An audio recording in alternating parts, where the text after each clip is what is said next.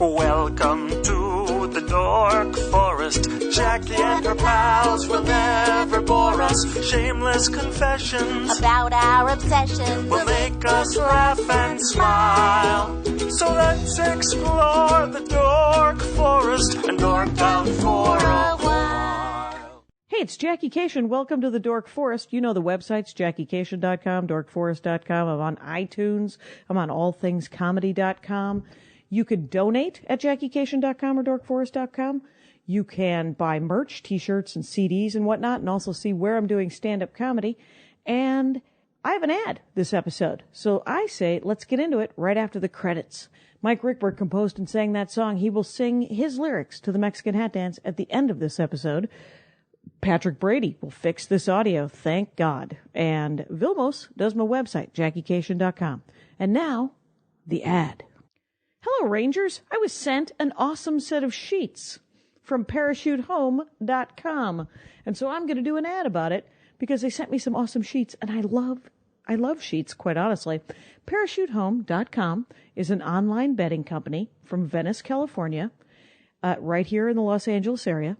They have 100% long staple Egyptian cotton bedding, my favorite kind of bedding, quite honestly, because that whole, you remember when the thread count was a scam? I read an article, is that it can only go up to 450 thread count, and then they're doing a crosshatch, and then it isn't quite as soft anymore. So these are great sheets, you guys. They really are. They're milled in Tuscany. They've been milling sheets for 80 years in Tuscany, and they Parachute Home. They ship it right to your door, so it cuts out the middleman. They're a lot cheaper than equally fancy sheets that have to go through some sort of weird middleman. I spent a bunch of money one time on some sweet sheets, and they're great, but these are just as good, and they're about $150 less for the set of sheets. And when I say a set of sheets, I'm talking about a fitted sheet, full size, by the way. Andy and I doing some cuddling. A full-size sheet, a flat sheet, and 2 pillowcases. They were like $1 million, and they were great. They are great. They're beautiful sheets. I love them a lot. These are just as great. And you can get a deal from the Dork Forest. If you go to parachutehome.com/dork, you get $25 off your first order. That's right. And it's exciting. I'm a sleeper because I do stand-up. I like to get somewhere between 8 and 13 hours of sleep a night. So I know my sheets, you guys. And these are they're soft, but they're not weirdly fuzzy. They're just cotton, soft, super cozy. Parachutehome.com. They asked me to weigh in. 40% of Americans, I guess, sleep without a top sheet. And what do I think of that? I'll tell you what I think of that. I think they're animals. I think that they're animals, and it isn't okay. Because we didn't have a top sheet when I was a kid, but I lived a different life when I was a child. I don't know why we didn't have top sheets, but I recommend a top sheet, especially in a warm climate where you're just going to want to use the top sheet. Other than that, I went to their website to see if it was easy to order. It is easy to order. The color I picked was slate, just so you know.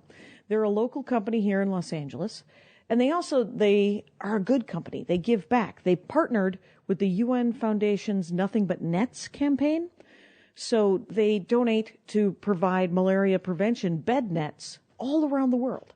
So they're good people. They make a heck of a nice sheet, and you can get $25 off on your first order if you go to parachutehome.com/dork. There it is. Let us start the show. Hey, it's Jackie Kashian. I'm in my living room with David Koechner. Welcome to the program, David. Thanks for having me. It's the Dork Forest. It took 2 years for us. Yes, it did.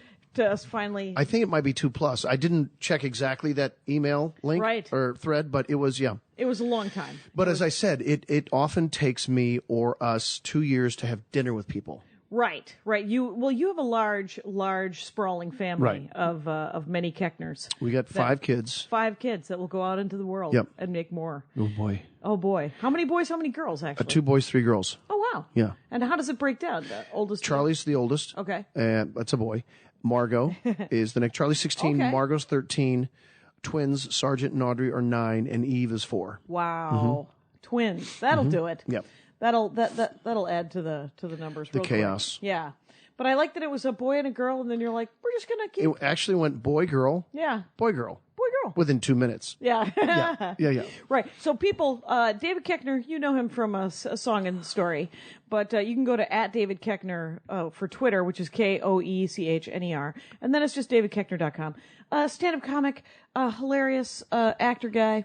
You know, these things. People know your work, is what I'm saying. Yeah, they know my face. They know your. You're right. They know my work. They struggle with my last name, and my guess is people struggle with your last name too. All the time. The time. Yeah. And I never cared. Of course, when you just start in show business, you don't know. Right. And until years later, it's like, oh, I should have just rectified that. Either just changed it. Right. To Keshner, Koechner, which is more in line with the German, or just made it Keckner, because people they get KOE and then they punt. Oh, that's it. It is German though. It is German, but I'm not German. My grandfather was adopted. Okay. And so Did you do a DNA thing and find out what you were? Well, we traced it back to an orphanage in New York. Okay. And we don't know if it was a single mother or if it was a broken family. Let's see. He was not a newborn. Okay. I just talked to my sisters about this because we recently had a family vacation. He was a couple years old. Okay. He wasn't brand new. And so we don't know of a situation where he was there at the orphanage for years. Right. Or if the mother finally had to just get rid of him. It was, just past the turn of the century. Right. Okay. And then there's either a Williams or a Howard. And we don't know if that was father, mother, whatever. Oh, that was on the paperwork. Yes. Okay. But you can tell by the pallor of my skin. Yes. That I'm Irish. My you're mother. Translucent. Translucent, yes. Yes. My mother was a Downey. Okay. Her last name was Downey. Okay. And her mother was an O'Connor. Okay. That's full Irish on that side. And I suspect that maybe it was a Williams on my grandfather's side, which would make it further Anglican or Anglo. Well, I think it's that motley of Northern European or Northern British Isles kind of thing. Mm-hmm. Andy Ashcraft, my fella, he's a big motley guy. If you asked him what his ancestry was, he would say, "Well, we're from Mississippi." Right. And you're like, well, what about before then? He was like, well, it's been a long time, but I believe it's Welsh and Irish and English and. I love the provincial attitude from the South. That's where I'm from. Entirely the South. Yep. You don't need to know anything more than. We're from Mississippi. Yeah. When he told me that, I was like, okay, I'm Armenian, and then on the other side, I'm Irish and Norwegian. Yeah. But I'm from Wisconsin. And there's a lot of Germans and a lot of Swedes and a lot of that. Yes, everywhere. Yeah, but it is a very Southern thing. I've been dipped. I've been dipped in some Southern culture because his entire family is from this small town in outside of Mississippi. Tupelo. Yeah. Wow, how small? Not as small as that little town in Missouri you're from, Tipton. but Tipton. It's called New Albany. I don't know how big it is, but it's got one espresso machine. A lot of people left Albany and said, "This isn't it." Nope. No, we gotta size down. We're gonna downsize. Yeah. Let's go to New Albany. First of all, and I don't want to be disparaging to your listeners that might be from Mississippi, but to declare you're from Mississippi is something you never have to do. No, a lot of people. Maybe it's something you should just keep to yourself. That's not nice. His young cousin, who he joined the Marines to get out of New Albany, but now has a lot of nostalgia for New Albany. Is that right? Yeah. What's funny about young Andrew is he joined the Marines, and he had joined the Marines, and his mama said to me, "Well, you've been over to Iraq. Why don't you should tell him to not to join the Marines?" And I said, "Well, has he signed the papers?" And she goes, "Yeah." And I said, Too late, my friend." And I turned to him and I said, "You know what my dad always told my brothers is that you can join the service, but you can also just leave." You can leave the house. You can leave town. You can go get a job shoveling sand for $2.50 an hour anywhere in the world. You don't need to join the service to do it. And my dad had joined the service, and he was in the Navy and the Marines and all this. Let's see, what year was your dad in the service? Oh, my father is a genius of timing. He was in from, I believe it was 54 to 60. That's when my dad was there. He missed everything. Yep, right after Korea. And my dad. Vietnam. Our parents were probably roughly the same age. Yep. And so, that's just a matter of course. That's what you did. He wasn't drafted. Nope. But that's what he's from a family of 9. And there were 5 boys. And so every one of them except the last one joined the service. What did the youngest do? Oh, the war was over. It was before Vietnam. And he just worked on the farm. And then he just got a life. My dad joined because he got my mom pregnant. Wow. And he was the only child. He was an only child, and then he had 6 kids. Okay, so did we. I'm the youngest of 6. I'm the third of 6. There you go. There you go. But he was so funny about my dad because he heard about Vietnam, and that's when he didn't re-up. As my father has always said, he said, "I'd rather be called a coward than an idiot." Wow. He was a medic, and he said, "Were they pressuring him to stick around for another 4 years?" They knew he had, at the time, he had 4 kids, and they were like, "Well, you should probably stay with your kids." And he was like, "I should probably stay with." Yeah. So he's in 1960. We had not, we were only funding the French at the time. Right. But he had heard about, like, because he was in the Marines. And he had heard about, there were a bunch advisors who were shooting at people and being shot at. Boy, we wanted in that war so badly. We had to make up an excuse to get in. Did you hit me? Bro, did you push me? You pushed me. He's like, no, we didn't push you. Yeah. Unbelievable. It was, it's completely insane. So let's talk briefly about the David Koechner Dorknum, which kind of leads into it a little bit because you like nonfiction. You like I do like nonfiction. It's because, in my opinion, people read either fiction or nonfiction. Shorts, if you like fiction, it's short stories or novels. And if you like nonfiction, sometimes you can get into short fiction. Do you ever read? Short fiction. When it's fiction, I love short stories. Yeah. And if anybody can help me with this, there was a compilation. This is something I'm still searching for to this day. It's a compilation when I was in 6th grade of fiction, and I can't remember. I've looked and looked and looked. Kurt Vonnegut or might be Vonnegut. It might be Heinlein. It might be. Gosh darn it! Help me with Vonnegut or Gibson. William Gibson. Vonnegut. There's Robert Heinlein. No, the other famous science fiction writer. Okay, from Vonnegut era. Yeah. I'm sorry. That's okay. What is it? What kind of stuff? Who wrote Harrison Bergeron? Was that Vonnegut? I think so. That sounds right. It wasn't them that wrote it, but it was a compilation of short stories of American fiction. Yeah. And there was a short story about a guy who was a mild, meek accountant with a very stern wife. And he always, every night, he would go to the bar or gin mill of some kind. Okay. And play piano. Yeah. And, it's a place where he could witness this life that he and his Christian wife would never allow them to go. Turns out he had tons of money saved, but he didn't want to tell his wife because he loved playing a piano at this bar. Yeah. And I've looked and looked and looked. I can't find that compilation, and I don't know that story. I've looked under Gin Mill. I looked under the piano, all kinds of things. I've looked for Vonnegut in compilations. Right. So, there's... Vonnegut wrote Harrison Bergeron. Yes. That's what I was trying to think of. Yes. And Todd Mason or Mary Ellen, forgetting your last name, sorry, who's a librarian who listens to the show. Somebody email me, Jackie at JackieKashian.com. I'm sure you're yelling at your iPod right now. Another story in this compilation was The Contender, which was about a young African-American boxer who ended up going wrong. I don't think it was James Baldwin. I don't think it was a Baldwin short story, but that was among the things in this compilation. Okay, so I almost want to go back to my grade school in that 6th grade classroom and go, where's I know you're still reading the same books. Yeah, I'm sure they are. Because it was such a fascinating short story, and I remember loving it so much, and I can't remember the name of it because details always escape me. Right. But I thought that short story is one you could turn into a movie. Right. Well, and that's, do you ever do that? I mean, I do that ever since moving here. You read things and go, well, why isn't that a film? Right. I have said it before on this program, but there's a great, it's a trilogy, but only the first one needs to be. It would be bigger than Blade Runner. I don't know if that's true, but it was called When Gravity Fails. And who wrote that? George Alec Effinger. Okay. And it is essentially it's a hard-boiled noir mystery novel set in a futuristic Mumbai in the red light district. Oh my gosh, which is now Muslim. Yeah, which is and everyone's Muslim, lapsed Muslim or devout Muslim, but super awesome. And it's a cool story. It is a cool story, but in today's climate, you think about the recent attack on Sony, right? Perhaps because of the interview. Oh, right. Can you imagine the outrage in the Muslim world if they were to? I've spaced the what was the interview? I forgot. Seth Rogen. Okay. Oh, right. Yeah. Oh, the movie, The Interview. Yes. Yeah. That's right. And if you were to suggest that a future Muslim world included a red light district, yes, which I'm sure there exists anyway, it's just so it's far. Everywhere. Yes, of course. Well, there was, when I was in Iraq, we stayed at, and I was just performing for the troops, right? So we were staying in Baghdad at in Baghdad. Yeah. in his in Saddam Hussein's No. compound. We stayed at his guest house, and You've already covered this on your show. no.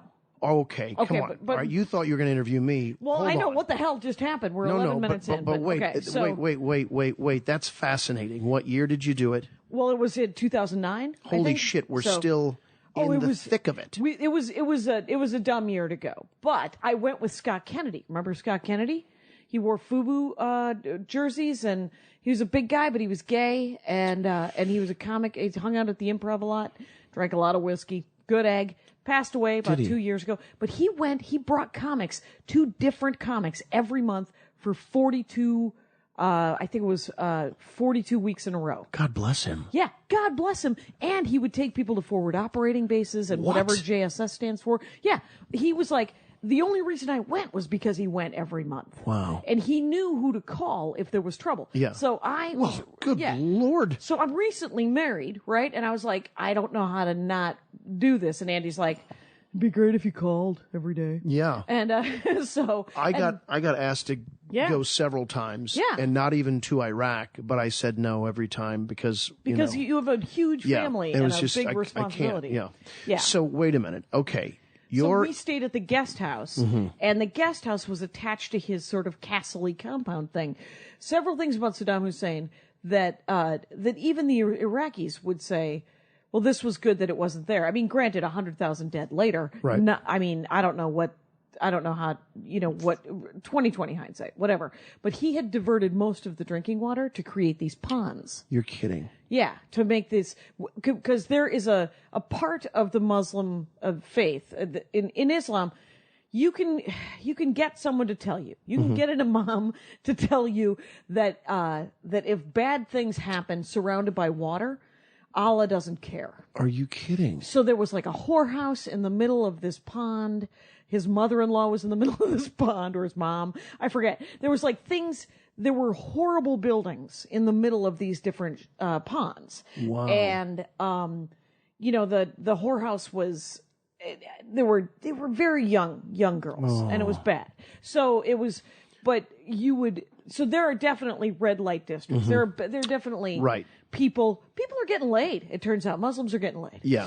Even in very strict Islamic countries Right. where they're not supposed to drink and they're not supposed to smoke and they're not supposed to do things. Right. I think they can smoke, but things are happening.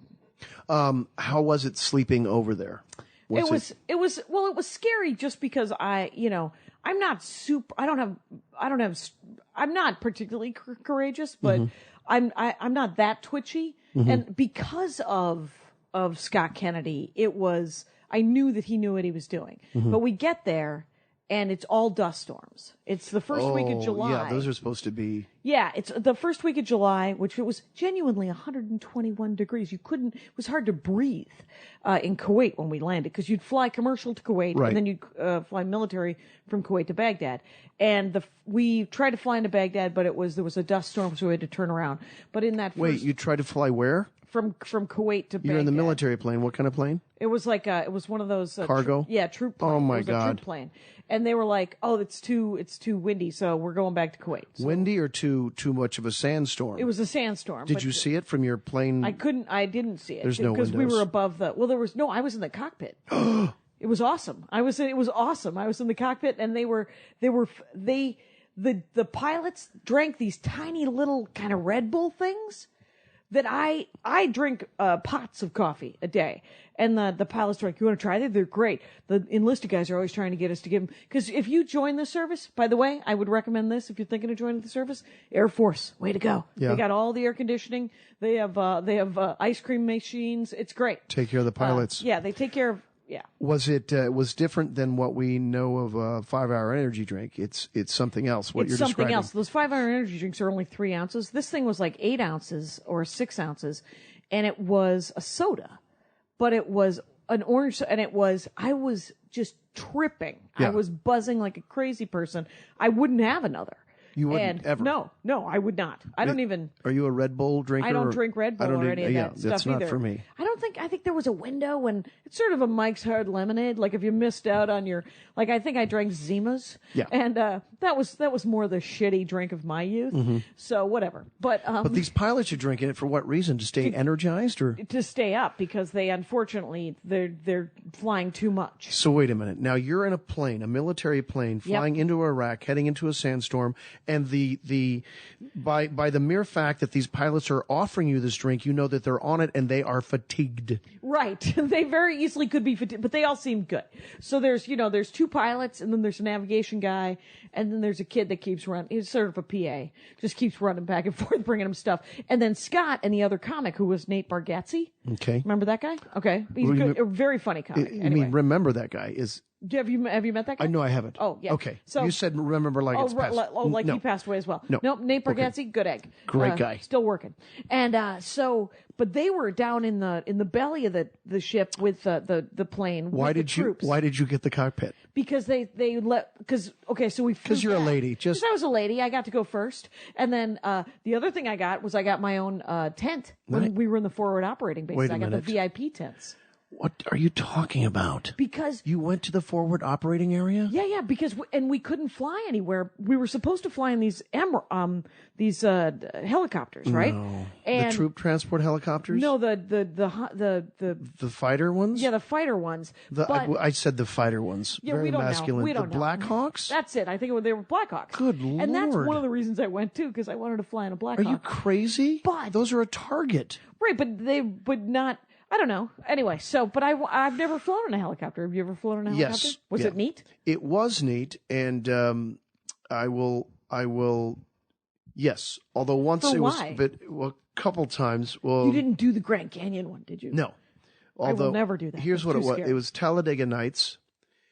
And right on. We were. Let's see. I drove there with Ian Roberts and Jack McBrayer, and it took several hours from where we were staying, because that's in Alabama, which is next to Mississippi. Right. Shout out to Mississippi, Gulf Coast. We hope it's getting better. And so drove there. Will had choppered in.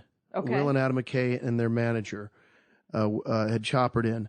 I had driven it. Took several hours. We got a police escort once we got close. I forget if we were. We flew from somewhere, and then we drove to Talladega. Okay. So go there. Now, on the way back, the choice was truck back out, or hey, Koechner, we've got an extra seat on the chopper. And that's a pretty big one. So it's me, Will, Adam McCabe's, and Jimmy Miller. And then Michael Clark Duncan was going to come with us. Yeah. And then myself. And God rest Michael. But Was he? Huh? He's passed. Oh my God. Yes. All right. But once we were about to get in the chopper, yeah, he got in and then got out and said no. Oh, okay. And I was like, that's not fair. Yeah. You can't. Because now they have to drive you somewhere fancy. Well, no, because you can't Buddy Holly me. Oh, there you go. You can't say yes, and then you're the guy that said no. And you're going to live. And then, it's like, wait, and that gave me a great deal of unease. But then we were chopping, like, so 4 seats in the back and 2 seats in the front. And, but it was fine. Possibly but too it was dark. a bit harrowing. Right. And it was it open doored? No, closed door. Was your Blackhawk open doored? We didn't get to fly Blackhawks. Okay. We had to drive through Iraq in Humvees, in like these MRAP things, these mine-resistant armored personnel vehicles. Yeah. And we got lost. And they don't have GPS? Well, the hilarious thing is, and this is a true story, I tell it in my act, but the navigation guy, this guy Munoz, I found out we were lost because we were all on headphones, whatever, and he goes, the sergeant says, why are we lost, Munoz? Why are we lost? And Munoz, because everyone's hilarious in a war zone, said, this is where MapQuest sent us, Sarge. No. Funny stuff, Munoz. Are you wearing body armor? I am. I'm wearing a Kevlar thing and a helmet. Oh my God! But and then shorts. Because it's 120. Because it's 120. Even in the MRAP, which was air conditioned, it was still an 85, 90 degrees. Good Lord. So, and it was. You're cracking jokes all the way because that's your job. Well, and it was the driver guy, the Munoz, the navigator guy. There was a kid sticking out the blowhole. No. With a A right? gunner. A gunner dude. Wow. And then I'm in the truck with Scott. There's videos on my YouTube page of me shooting us driving through Baghdad and inside the MRAP. How many kills? I didn't get any kills. No kills. But literally, it was scary. Like when we were on the hump of this irrigation ditch, and Iraqis, we would drive by them and they would point and go, "How the hell did they get up there? We don't even know how and then Munoz had to get out of the truck at one point and direct us over and he goes, "That's where the bad guys are." Oh my gosh. And I tell the story, but it's in when you work at a restaurant and someone throws up in the bathroom or the club, right? And then the manager comes out and everyone freezes and he picks someone and then that person goes, "Fuck," and grabs a mop and a bucket and goes cleans it up. So the sergeant on the headphones goes, "Someone has to get out of this truck and direct us over this dirt bridge." And we were in a 3 MRAP convoy, and I swear to God, I could hear the silence from the other 2 MRAPs. Wow. But the silence over the phone, everyone just froze. That was the worst part. Yeah, and I was in the front one, and he goes, "Munoz, it has to be you, because you're the only one who has a door." So he gets out, and he directs us over the thing, and but he had to get out 3 times. Wow. And he did it every time, and that was when I realized that being in the Army was a shitty day job. Oh my God! And crazy. Where were your gigs? They were outside of. It was right after we said that we were pulling out of Baghdad, and we did. We pulled out of Baghdad and built all kinds of nonsense right outside of Baghdad. So it was just a political move to say, "See, we're retreating. We're giving the city back to their people." Right. And we were, but it was very, it was just one step in the right. But we built a Pentagon there. Yeah. It's our embassy. Yeah. But it's huge and multi-fortified, right? Yeah, it's a giant fort, and it was. Yeah, I was thinking it's much like the Wild West when we would go out there and build these stick forts. Right. In Indian territory, Native American territory. Right. Indigenous territory. Right. And which is exactly that's what empires do. Yes. We go to places that aren't ours and we build outposts. Boy, we are spoiling for a fall. I've often thought this. Do you think, during the fall of Rome that everyone was sitting around comparing the fall of Rome thinking, I wonder if back when Egypt was falling, if they all knew that it was the end. Yeah. Because I think when things are in decline. Yep. You know that it's not. Well, Rome was death by 1,000 cuts. Oh. It was a bunch of dogs biting everywhere, and they just couldn't do it. They expanded too far, but we've done the same thing. That's the only way to get rid of an empire. We have standing armies everywhere. There are 10,000 American soldiers in the world.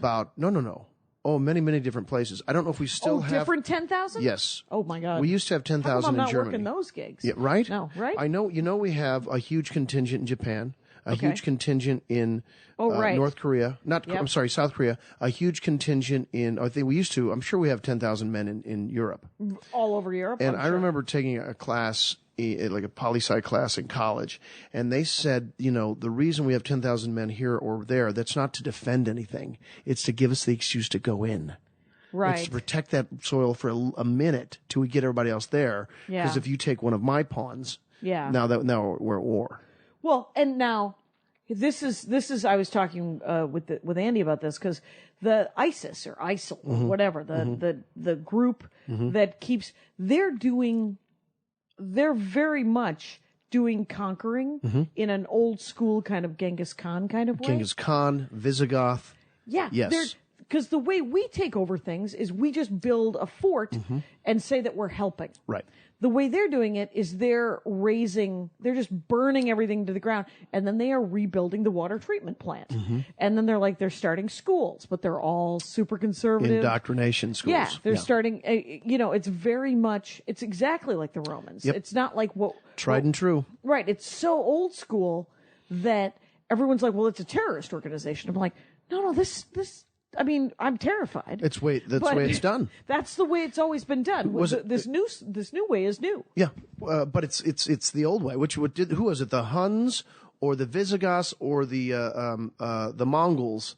Possibly all would put the heads of defeated armies on spears. Right. And carry those into battle to strike fear into whatever our army they're going up against, which is exactly what ISIL's doing. Beheading, laying around. Yep. And getting just showing people the heads and going, this is what heads look like. Television is the tip of the spear. Yeah. It's the same thing. Yeah. This is what we'll do to you. It's just super creepy. Backing up, first of all, have you seen a show on PBS called Genealogy Roadshow? No. It is the is that Antique the one where Roadshow. Okay. But by the same people who did Antique Roadshow, but for regular people, they will look up your genealogy. And they could trace you back to Genghis Khan. Well, mine, I know where we've researched, we know where ours stops. Obviously, my grandfather stops in New York. Did you do DNA too? No. Because they do DNA. Oh. And they can bring you back to France in the 7th century. How far you want to go? Bring that beat back. How far you want to go back, brother? I want to go back. I do too. Bring it. Yeah. And then we go back to Ireland on my mother's side. Right. But then in Ireland, the church, the records were kept in churches, and the church where our ancestors' records were kept burned. Oh, fair enough. So So that's how it happens. It's fascinating how we have this desire to know. Right. And Americans usually just want to go back to when we got here. But other, like when they did one, not Genealogy Roadshow, but when they do them in other countries, people want to go back to, where the Lucy. Yeah, they want to go back to all of it. So, but and we're not talking about the television show, folks. If you don't, just Google Lucy. Lucy is supposedly like the first lady, right? The oldest known skeleton. I think they recently found one a little bit older. It's nice that they didn't name her Eve. Right. And that's my youngest daughter's name. Oh, really? Oh, pretty. Yeah. That's nice. Let's talk about some of these books you like, the Wright brothers. So you try to read too many books at once. Yes. I like to overwhelm myself. I sense that because we're like 25 minutes in and you've talked about 19 things. So it's perfect. At least I'm interested. Yep. And interesting. Well, all of it. That's arguable. Yeah. So what are you reading right now or trying to read? Well, you've got your list. I'm reading I guess a biography essentially of the Wright brothers. Okay. McCullough is the author, and I loved his 1776. He narrates it wonderfully. Oh, is it Audible? No, the one I'm reading is not an Audible, but I probably should have made it because I really enjoy his narration and I really enjoy his writing. Okay. So that's why I picked that one up and at he had the airport. Written one about 1776? Yes, it's fabulous, and that's one to listen to. I love it. Okay. He's got this really dry delivery, but it's just lyrical enough, and he's so you can tell there's such confidence and engagement in the way he's doing it. I loved it, and I used to listen to it when my son Charlie, who's now 16, was in grade school, and he would listen on the way to school. Yeah. And he wouldn't demand to listen to all of it, which is okay. Yep. But years later, somehow, you accidentally. Oh, I think I put it in the van accidentally. You can. Oh, it was do like a rotation? Yeah. And the kids had learned the first stanza of like the 5th or 6th chapter. Oh, my God. God. It was this. The troops were in good spirits. And so they all know, because then we go, wait a minute, wrong song. Yep. Yeah. So, that's that's why I picked up the Wright brothers, because I find him a fascinating and engaging writer. And I love history as well. And what else is on the list? Well, so 1776 was clearly just a history of sort of the Revolutionary War. Okay, so and the start of it, did it start before 1776? Yes. And go through 81, or what did they do? Gosh, I can't remember. Or did they just go through the Declaration of Independence? You know what? I can't remember. Is that when the war actually That's when the stopped? war actually ended. Yes, very good. Then yes, they do. He goes through the end of the war. Okay. Yes, and the So mistakes. it's essentially just an anthology, a historical perspective of the war. Yeah. Oh, that's neat. And personality driven? That's my favorite kind of history. Oh yeah, you get to learn all the major players and who the heroes were, and when you think about it, it's really remarkable when you think about these people who were part of a young nation who left their farms to fight for this country, and they would go barefoot. Yeah. You're leaving your livelihood. I mean, how many of us today won't bother to do anything but check Twitter? That's it. I mean, that's our level of engagement. Are you kidding? Pick up a gun and fight for your country? Yeah. Thank God people do, like your nephew. But well, that's what I was going to tell you about him, by the way, is that he wanted to be a spy. He wanted to learn Arabic and go to Monterey and learn Arabic and become he's in the Marines. He wanted to be a recon Marine. Wow. and do all this stuff. And when he got out of boot camp, I said, so how's it coming? And he actually said, the Mississippi public school system has not done me any favors. He said, I'm in a recon group. I don't know if he's in a recon group, but he said, I'm with kind of a spy or an intelligence group, but I drive the truck. And he said, it's a hard truck to drive. It's kind of a fancy truck. Yeah. He's Munoz. Yeah, he's Munoz. Yeah. And so, yeah. But, I mean, the fact that anybody's willing, I mean, we're not even willing to go do sit-ins or marches and stuff like that anymore. I mean, when you think about the sit-in is a classic American kind of thing from the 60s, where a post-World War II kind of way of protesting something. Yeah, I'm going to sit here. No, you're going to have to pull me away from this. And now we can't even do that. Any group that organizes gets all kinds of negative media attention. Occupy got nothing but negative media attention. Yeah, now Black Lives Matter get all kinds of... It's astounding to me. For no reason. And then no one says anything. We go, okay, you're gonna shut that one down. Okay, we'll be fine with it. So Fox News or whoever those agents it's interesting they haven't been able to destroy Move On. From the Move On must be savvier than that. I guess, but I don't hear a lot from them. Oh, I'm on their mailing list. They're which is non-existent. They're nonstop. I know. I had done I got to tell you, I had to say no more. Yeah. Because it was 3 or 4 a day. Right. It was. It isn't that many anymore. Who's working over there? Are you guys bored? I still subscribe to the Nation, so I get theirs. So I'll do their bidding. A friend of mine gave me a subscription to the Progressive, and I've never renewed it, and they keep sending it to me, and it's very beautiful. And you can. And the great thing is that they have comics writing articles, like Will Durst and Kate Clinton. Wow. They both write columns. That's for cool. it, and it's neat. Yeah. Yeah. Well, I need any more reading material. Well, that's it. I mean, I've got books everywhere. I've got books in the bathroom. I'm also actually rereading the history of the San Fernando Valley, which I found fascinating. Oh, really? Yeah. And there's a book I have that I haven't started, which is supposed to be one of the best biographies of a city, which is the City of Quartz, which is about Los Angeles, because I always like to know where I live. Okay. But at least the San Fernando Valley book allowed me to identify the mountains that are around us, and I insist that my children know the mountains. Mountain range is you don't even appreciate you see the mountains like, oh yeah. Yeah. Like, no, those are mountains.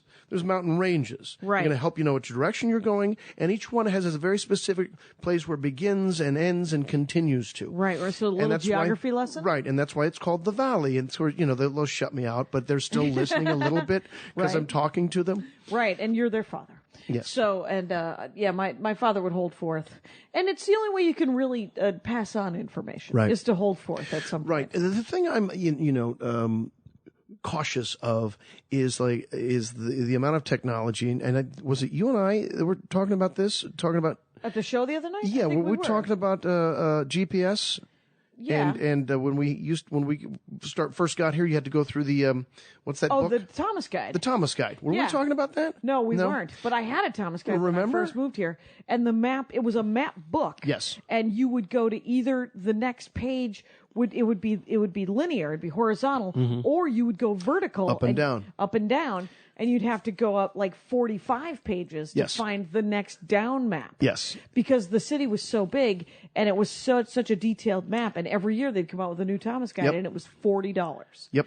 And so you could last on one Thomas Guide for about 4 or 5 years. And those pages got well worn and ratted, and you learned how to drive in Los Angeles. Yes. Now, my son's 16. Is like, do you know where we are? Nope.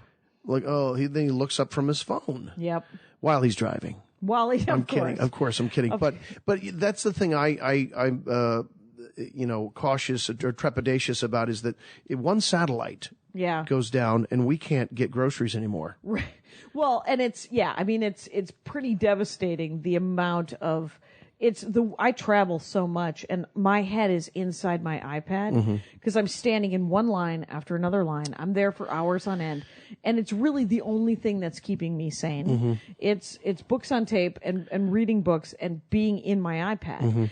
And I think about I don't have to develop any patience anymore, right? Because I can just weed off and go in my own world. It's a pacifier. It's very we much self-soothe. It's a fucking sippy cup. Yep, it is. It's the worst. Yep. I'll go here. Maybe I'll do this. Maybe I'll do that. Bored now. Gonna play the Jewel. It's incessant. It's nasty. And what do we get done? And you really do have to start monitoring yourself. You know what Andy says about the GPS? He's like, because I have the, even if I know where I'm going, I'll sometimes have the Waze on, right? Yep. And he's like, you should be out past the just looking at the signs and seeing where you are. And I'm like, well, the good thing about the Waze and the MapQuest thing is that it tells me the name of the upcoming streets. And he goes, yeah, there's signs. Did you know right outside the window? Yeah, there's a sign right there, all in 3D and everything. Right. And you and I grew up when you had to have a bank of about 20 or 25 phone numbers that you could remember. Offhand, I can still remember some childhood friends, and luckily my friends still live with their parents. Now I could not recite to you and this is a sad thing, my son and daughter's phone numbers. You don't even have theirs. I have them in my phone. Right. And I know I know the first 6 digits. Right. I know my wife's. Right. I know my husband's, and I know my sister's cell phone last 4 digits because there's 2 other numbers in there, and I'm like, that's the cell phone. Yep. Yeah. But if that thing goes down, we can't call each other. We don't know anything. Yeah. I want to do a bit about that. I'm not sure exactly where it goes, but There's totally something there. Also involves automatic towel dispensers, which bother me, which I think is predicated because there's some guy who's not qualified to fill paper towels. You know, that guy that puts them in too tight. Oh, yeah. And so you can't get 1 out, so you have to pull 7 out, which is a huge waste. Yep. So they said, okay, we can't find a person competent enough that we can pay a modicum amount of money who can properly fill a paper towel dispenser the right way so they keep unfolding out, that we have to invest in technology that dispenses a paper towel to you right at their desired length. I think it's more germaphobe. Someone can't, I know, but someone can't steal that bit because I'm going to write it. Don't steal that bit because that's going to be a good one. But with the Purell and the ridiculous, and you don't touch the water, you don't touch the handle, dispenser, you don't touch anything. And I'm building an immune system myself. I don't eat off the floor. That's not true. I occasionally eat off the floor.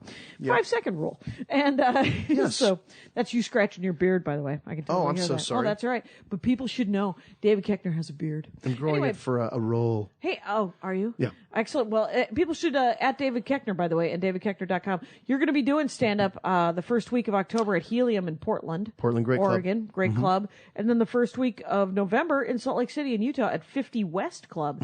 Is that just 5, 6, and 7? Is that a comedy club? 50 West Club? I guess. Or is it a theater? No, not a theater. It is. It's a straight stand-up club? Yeah. Excellent. Now, they've got 2 in Salt Lake. It's Wise Guys, right? Yeah, I do the Wise Guys. Isn't that? I thought that's what that was. 50 No? West, maybe that's because they used They have 2. They have one out in the suburbs and then one. They used to have Trolley Square and they have one out in the suburbs, but maybe that's the subtitle of one of Wise them. Guys. Yeah. Maybe it's Wise Guys # 50 West Club. I don't know. People can Google it and they just go. And you guys Google it. I'm if too you live lazy. I was the last time I was in Salt Lake City. So I went out to lunch at a Vietnamese sandwich place, and 3 different people told me I was in the ghetto, and I said, I don't think you understand what that word means because it's hard to notice the ghetto through the thriving businesses that are all around. Right, without any trash. No trash. It's a little spooky. It's. I love you, Salt Lake City, but you make me uncomfortable after day 3. The first 2 days, I feel like I'm in a vat of warm rising bread dough, which is Maria's imagery, but but that 3rd day. But the Wright brothers. Yes. Are you a fair amount into it? The David McCullough book? I'm probably about 80 pages in, maybe 100. So does it start about their childhood and their family stuff? Yes. So this is just a straight bio. That's awesome. And then are you reading a W.C. Fields biography too? Yes. Because I love W.C. Fields. I love him. He's pretty great. William Claude. But I don't know. All I know about him is that he was rude and drunk and hilarious. That was a persona. Okay. Yeah. Okay. So, his That was a character. Yeah.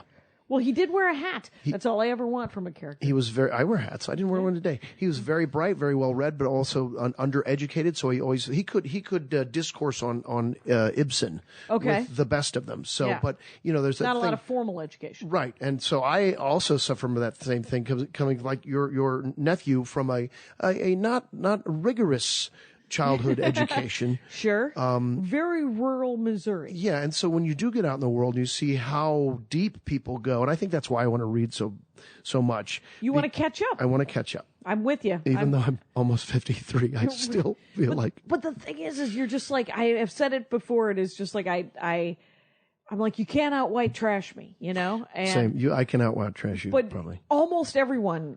I mean, the thing is I spend so much of my time trying to rise above my own roots. Same. Even though I have some connection with that very basic upbringing. That's who we are. Yeah. Yep. And why are we running from it? Why don't we embrace it and go, this is something most of you don't know. Right. But I embrace it, but I also do not want to go back there because there's a certain amount of foolishness to, like the people who celebrate their redneckedness. Yes. I'm like, I celebrate the work ethic I came from and the poverty and the things that we did to make do, but I don't celebrate the foolishness. Right. I don't want to hate black people because they're black. Right. I don't embrace ignorance. Yeah, I don't. Yeah. I want to be smarter than that, and I do. And they're like my stepmother. She was a hairdresser and had an associate's degree and read voraciously. Wow. And she was just it was one of her favorite jokes is she was how does a Roman soldier order 5 beers? And then she would make the peace symbol.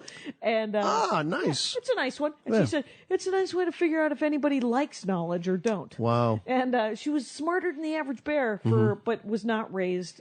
She just read a lot. Yeah. And she didn't read a lot of nonfiction. She read a lot of historical fiction. I love it. Oh, historical fiction. And those are fascinating too. Right.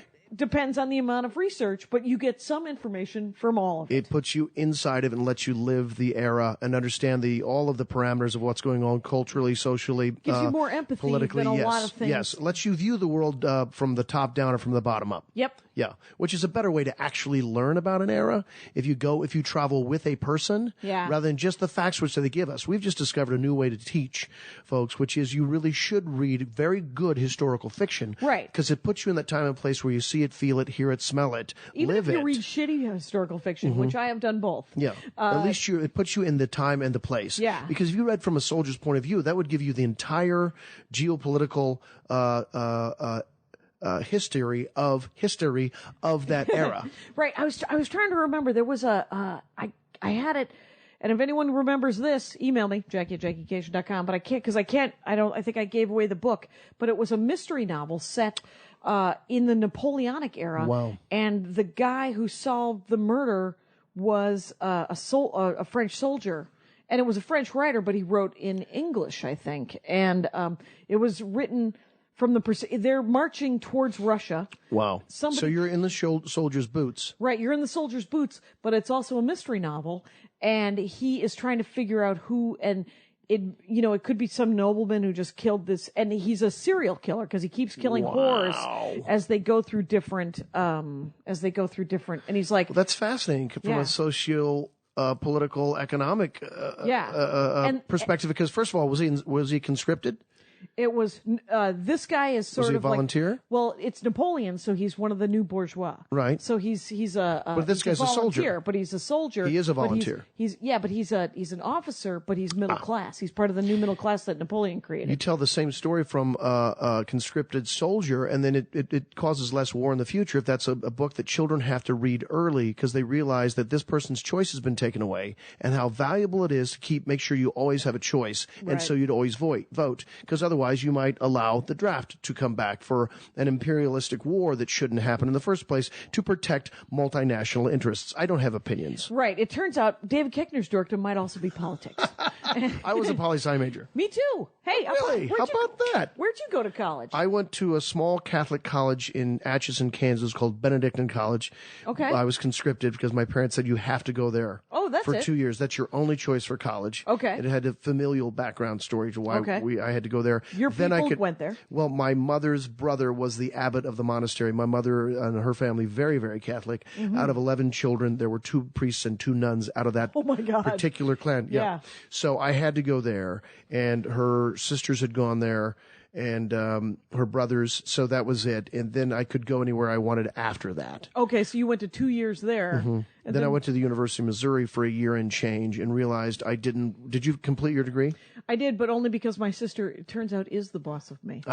She insisted. Yes, it's more of a philosophy degree, and I would have continued, but I realized I don't want to be a politician anymore. That's what I first thought I was going to do. I wanted to be a lawyer. See, I knew I didn't want to be a lawyer. Yeah. And I didn't want to, I knew I wasn't going to make the grade in politics. Yeah. Because you either have to be wealthy or from a political family or the smartest person in the room of any room you walk into. That's what qualifies you to be a politician. Yeah. And too bad that it's usually not the third thing, which is the smartest person in the room. Which is nice. So I realized that I'm not going to do that. And I kind of quit going to my classes. Yeah. Not kind of, I did. And I was like, oh, I didn't know. But that is what propelled me to go to Chicago, visit, see the Second City, see that they taught classes. Like, oh, that's how a person becomes that thing. I had no idea how you pursue a life. And that's how you got into sketch comedy and stand-up and all. And I only started doing stand-up 5 years ago. Okay. Yeah.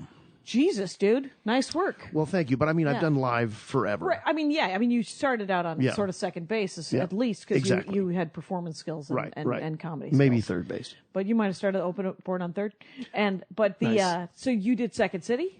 Did Second City in a place called the I.O. At the time it was called the Improv Olympic. Now it's just called the I.O. Yep. That's where I started the I.O. and then took classes concurrently at the Second City. Okay. And so I had the luxury of being in class 4 or 5 hours a week, and then would take additional workshops with people who just start doing workshops sometimes for free. There's that phone we were talking about earlier. We're going to talk about. Tell the story. I'm going to tell the story. We're fascinated to find out who's calling today. But so I was taking classes all the time, and I tell this story all the time about the 10,000 hours theory and how I was able to collect many hours on stage because I was taking a lot of classes. And this is before there were multiple levels of class. And nowadays, so it was all just one big class? Well, you'd have maybe 3 levels. Now they have 12. So by the time you actually get good stage time now, it takes a year or 2 years. I was on stage in 8 weeks. And ironically, I think there are probably a lot of gifted, talented people that are not going to go through a system because either it's too big. It's too big, it's too expensive. And so you won't see these bright lights of comedy because of the irony of the success of people that came when I was there. Yeah. Specifically, I was there for 9 years. I was there with Carell Colbert, Nancy Walls, Brian Stack, Conan writer, Kevin Dorff, Conan writer. Yeah, she's awesome, right? She's awesome. Tina Fey, Amy Poehler, Horatio Sands, Rachel Dratch, Andy Richter, John Glazer, Adam McKay, Brian McCann, Chris Farley, all of my guys in Beer Shark Mice. It's a who's who of people, but their success from these institutions then engulfed these institutions with a wealth of students, which is where they really earn the money. Yeah. The classes pay the bills. And now the irony is you can't get through them. Yeah, because it's too expensive. You can't get to the stage. It is so hard now because of the way things are sort of institutionalized. There's a lot of stand-up classes and there's a lot of sketch classes. Stand-up classes. Stand-up classes, back when I first started doing stand-up, there was a lot. And for many years, 20 years, there's been people and you can do stand-up without classes. Right. You can go to 1,000 open mics and learn it that way.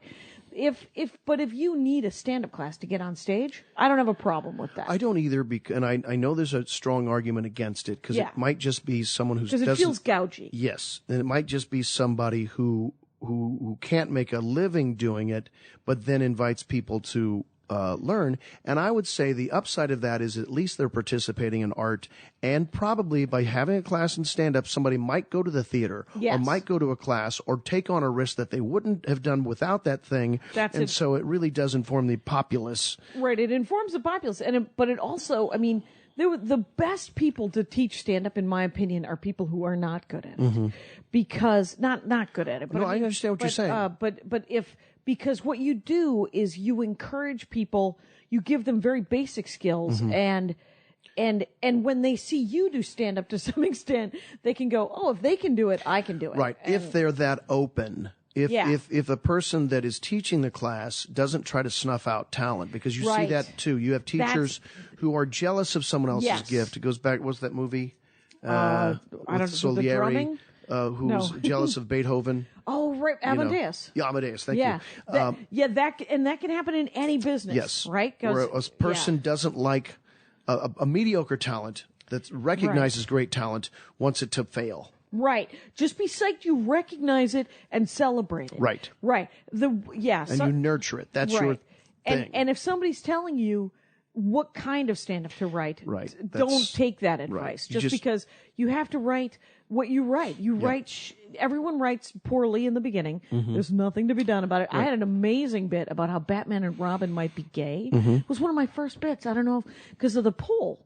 Anyway, but I moved on. And, but you you have to write those jokes. Yeah. And everyone writes bodily function stuff and they write just crap. And eventually you Aristotle wrote it. Come on. Right. Mm-hmm.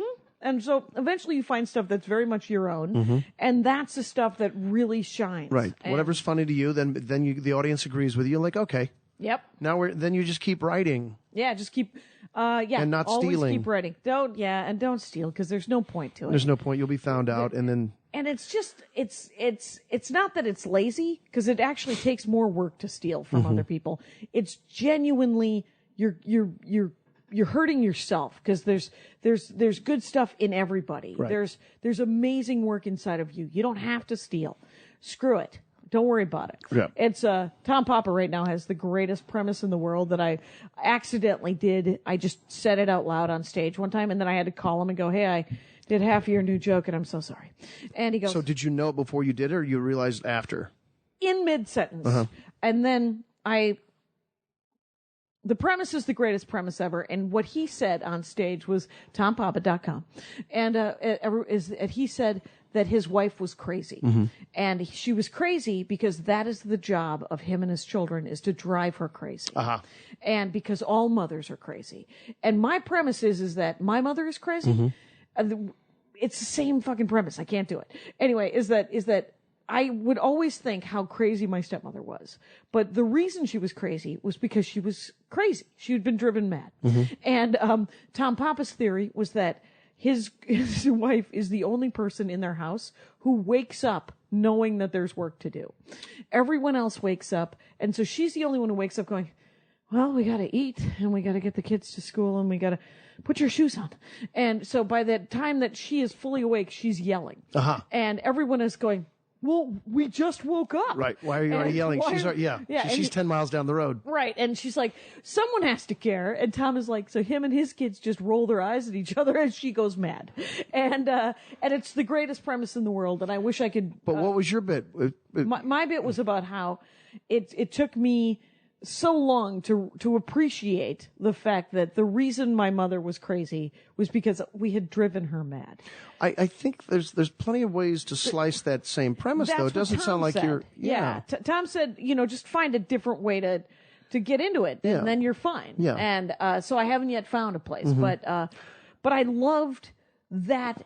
It was a freaking epiphany when he said it out loud. That's great comedy. Yeah. That's great comedy. Yeah. Is when you hope things fire in other people's synapses while you were talking. Yeah. That's the fun of it. So you don't just read, for the love of God, let us talk to David Koechner. Okay. So what about the Johnny Rotten bio? That was given to me for free, and so I read the first chapter. He's a musical person, yes, right? Johnny Rotten was with the Sex Pistols. There we go. And then Public Image Limited. Okay. I think the name of the book is Rise, which is Public Image Limited's probably most famous song. Okay. Which is Anger is an Energy. You May Be Wrong. Which, by the way, oddly enough, coincidentally enough, I saw they're going back on tour. Oh, really? Oh, that's hilarious. Yeah. So I started that one because it was given to me. I'm like, I'll start reading this now. Yeah. I think I was given to me at a radio station, so I went back to my room at the hotel when I was touring and started reading it. And then I put that down. Right. And then just more stuff to carry around. And what else was what else on there? Did you pick up? Story by Robert McKee? Well, that's one if you're going to write a screenplay. Oh. Yeah. It's a learning one. Yeah. Oh, that's kind of neat though. And is it good? It's great. And you're listening to The War of Art? Right. Anytime you're stuck, I would suggest it, Pressman. It's basically stop. Stephen Pressfield? Yeah, Pressfield. Sorry. Yeah, that's it. I think there might be another one by another guy that I'm reading, called Pressman, but Pressfield, he's a prolific writer. Okay. And, I agree with his premise of, your enemy is resistance, so don't resist it. It's like, Just the art? Just let it go, or? Well, when we don't do something, you have the resistance. And I think the deeper premise to that thing is whatever you're resisting gives you some anxiety. So don't have it, because anxiety doesn't exist if you don't create it. Okay. Some of it's real for some people because there might have been a trauma, and I'm not suggesting that that's not real. No, but if you can process it correctly, yes, which is easier to say than do, obviously. But if you can get rid of anxiety just because of how. Well, he does. That's not his premise necessarily, but that's where I go to with the war of art, not the art of war, the war of art, because just whenever you feel resistance, and we have it all day long. Yeah. You need to find out what that is and just open it up. Yeah. And get past that. That'll be awesome. Don't resist. Because you're standing in your own way to some extent. Yeah. Which I argue in show business, there's only one person standing in your way, and it is you. Because there's many times in show business, people are like, well, that guy got my job, or that girl got my job, or no one got your job. No one got your job. Yeah. You didn't get the job because of you. Right. And there's the other work. So don't worry about it. And all you can do is keep doing what you do. Right. And now, how does that fit into my theory? My theory is all you can do is do what you do as well as you can do it, and then sort of do the next indicated action. But if you don't ever get the job that you wanted, to some extent, I think, and this sounds a little hippy skippy, but I'm like, I don't think that I was meant to get that job. I agree with that. And it doesn't matter. I agree with that. As long as I can let go to the point where I'm like, well, maybe I'm not meant to have that gig. Right. I have this other gig. Plus, it's already over. Yeah. Why are we focusing on that? Right. Life has already moved ahead. Right. So do the next thing. You're already doing it. Right. Yeah. This my wife is getting her master's in spiritual psychology. So often there's plenty of those books lying around and discussions to be had about, there's an idea that who you are right now this second is not the same you that was there 2 seconds ago. Right. So you're always someone new, and you're always linked to a different power. And there's a center of you that's always a higher relevance, because your body just changed because you're dying. We're all dying. Oh, right. We're all growing and dying and all of that stuff. Yep. But there's something that's a piece of God that lives, or whatever divinity you choose to make it. The energy that you came from is always there, was always that high seat part of you. And that's what she should focus on. Not like, do I need to get my hair cut? Should I buy these clothes? Why didn't I get that job? Right. When you think about that instance and how whatever this universe that we've been granted to be partaking in is a higher seat that we should be seeking anyway. Yeah. And not, focus on beheading people. Yeah. Right. So you focus on like sort of your whatever your higher power is, or your God or whatever. Right. And not worry about sort of, oh, wait a minute. I read this in the Bible one time. It's like, is the God will take care of even the sparrow in the field or some damn thing. There's those, there's all of those, which is, there's some quote of, I'm a lily. I'm a lily of the field. That's it. Because it's a Frank Capra quote from You Can't Take It With You. Which is Frank Capra. Who was in It's a Wonderful Life?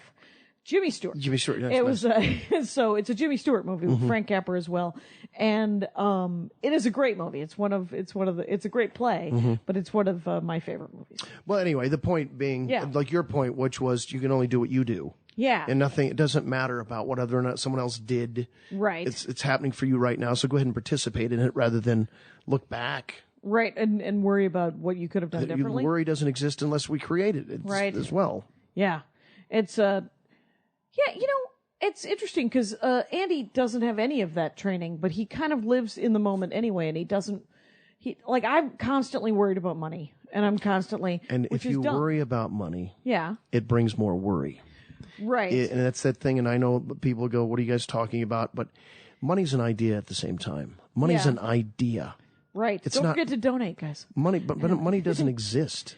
Okay. Ownership it's just an idea. Yeah. Ownership doesn't exist. Right. It's an agreement we all make that, yes, that person owns that building, or that boss owns my labor. Right. Those are all ideas. And really, that shouldn't. It's all going to work out. It's all going to work out. Which is Andy's motto. Andy Ashcraft goes through life going, No, I'm just kidding. Because when he was a kid, his dad told him, never work for a living.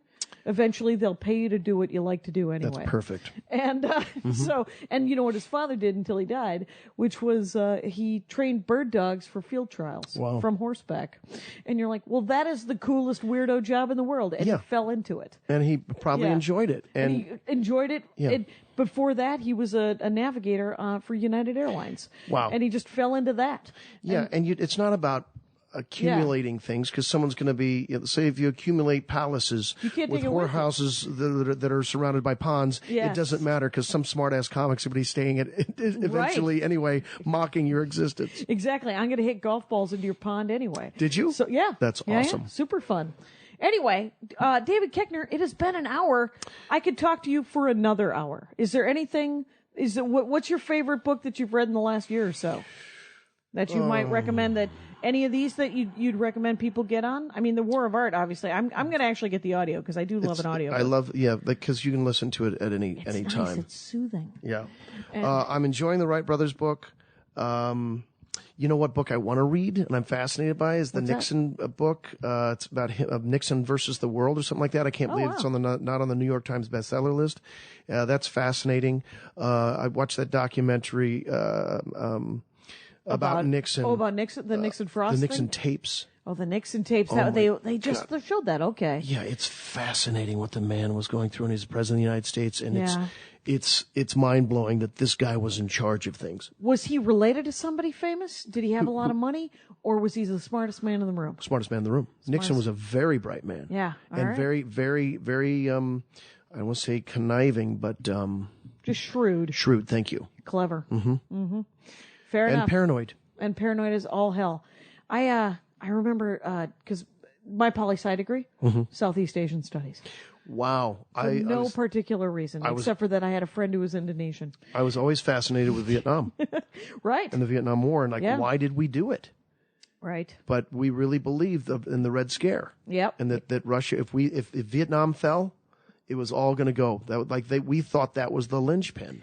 Well, everyone it's the way they scare you into the next thing. They're like, if you allow gay marriage, people are going to marry their cats. Right. And so you not to get into politics, but you had to appreciate the restraint of going into Iraq again now with this horrible scourge that is ISIS, because you don't want to get drawn. We've been fighting over there for 20 fucking years. Yep. What did we do? We killed a lot of people. Killed a lot of people, and that guy, who was our ally and was a horrible, horrible person, Saddam Hussein, is now gone. But there's worse. It's Hydra. Now there's worse. Essentially, now there's a million of them. We had an opportunity after 9/11, and Noam Chomsky talks about this, saying that had we made it a police action to find one man who did the bad deed, which is Osama bin Laden, the world would have joined us. They were all on our side at that point. Right. But we went into Afghanistan if we made a police action, we're just going to find one guy. We're not going after everybody. Yeah. I even supported going into Afghanistan at the time. Afghanistan, yes. I believed in that as well. And then I was like, and now get out. Now we got a two-front war. And then I read Flashman. Did you ever read Flashman? George MacDonald? It's one of the darkest. Don't give me a book. Okay. I will not give you a book. But people have. I've talked about Flashman. Jackie before. just pointed to a book on her bookshelf. Yeah, have you read? Have you read Flashman? She's either going to give me a T-shirt or a book to take home. I'm definitely giving you a T-shirt. I've already read the T-shirt. I can read that entire thing with one glance. That's beautiful, except for that the bottom of that Dork Forest. That's Elvish. It's what Aragorn says when he finds the white tree at the end of the Return of the King. That's a Brett Chambers, that was fan art, that Dork Forest logo. Nice. And then the black one, that's the Ranger of the Dork Forest T-shirt that has dorky things coming out of it that my nephew did. And, nice. And Andy designed the Spooky Reading Girl T-shirt. But you get to pick one. David Koechner, you guys, go out and see one of his movies. Go see his stand-up at Portland, Oregon. Follow him on Twitter at David Koechner. And thanks for listening. And you know the rules. Take care of each other. Right on. My hat, my hat, my hat. They're dancing around my hat. My hat, my hat, my hat. Well, what do you think of that? If it looks like a Mexican hat dance and it sounds like a Mexican hat dance, it's most likely a Mexican hat dance. So take off your hat and let's dance. Yay! Oh my God. Why don't we just call that as the end of the show?